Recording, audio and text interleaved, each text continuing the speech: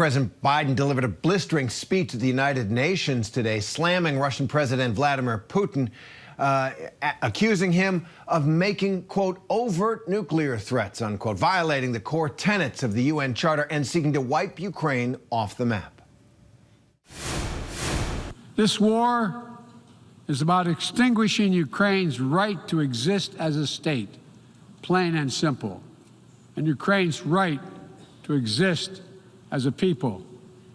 Whoever you are, wherever you live, whatever you believe, that should make your blood run cold. That speech comes just hours after Vladimir Putin, in a rare address to the Russian people, announced he was ordering a partial mobilization of military reservists to help fight in Ukraine, and he suggested he's willing to use nuclear weapons to defend Russia. ABC News White House correspondent Mary Alice Parks and member of the Ukrainian Parliament, Kira Rudik, join me now. Kira, thank you very much for being with us. So what did you make of President Biden's speech? Well, the support for Ukraine from the United States will continue. From Ukrainian side, we will continue fighting Russians. It's actually very flattering for us that after Putin said that he will take Ukraine at 2 or 3 days, in 7 months he has to announce partial mobilization to continue fighting, to continue trying to destroy us. We will not allow that to happen. No matter how many Russians will come to our land, we will kill all of them, and we will win and protect our right for our freedom, for the freedom of the Europe, and for the freedom of the free world. We are acting as a shield for the whole democratic world, and we will continue doing that. But we solely depend on the support from our allies, and we would need that to continue, to get us weapons to fight and to get us financial support to exist and support our country. It has been amazing to the world watching what the Ukrainian people have done standing up to this invasion. And I understand you were protesting outside the United Nations today with fellow Ukrainians. Why? Well, what's your message you're trying to send to the United Nations and to Russia? Well, our goal right now is to kick Russia off the United Nations. We are persuaded that they got the place in the United Nations unlawfully. They did not vote and did not accept UN Charter, and that is why they broke it at least 14 times over the last 30 years. So my question is, if all the good international initiatives are blocked by Russia in the UN Security Council, so why to continue having it there? Because there are at least 2 important initiatives for the whole world. Making nuclear plant, the largest nuclear plant in the whole Europe, a neutral zone and stopping Russia from fighting there. And second is making Ukrainian ports a neutral zone to be able for us to continue to provide the grains for the rest of the world.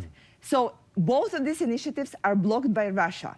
All the attempts of the United Nations to pass them have failed. So my question to the democratic world is, why do you want to be still united with Russia? Why the United Nations, whose aim is to protect the peace in the whole world, still has Russia as a part of its state? There is talk about changing the Security Council. In fact, President Biden did mention that. Mary Alice, those were strong words in general from President Biden. We also saw him speaking after his address with UN Secretary General Antonio Guterres. Do you know what they were discussing there?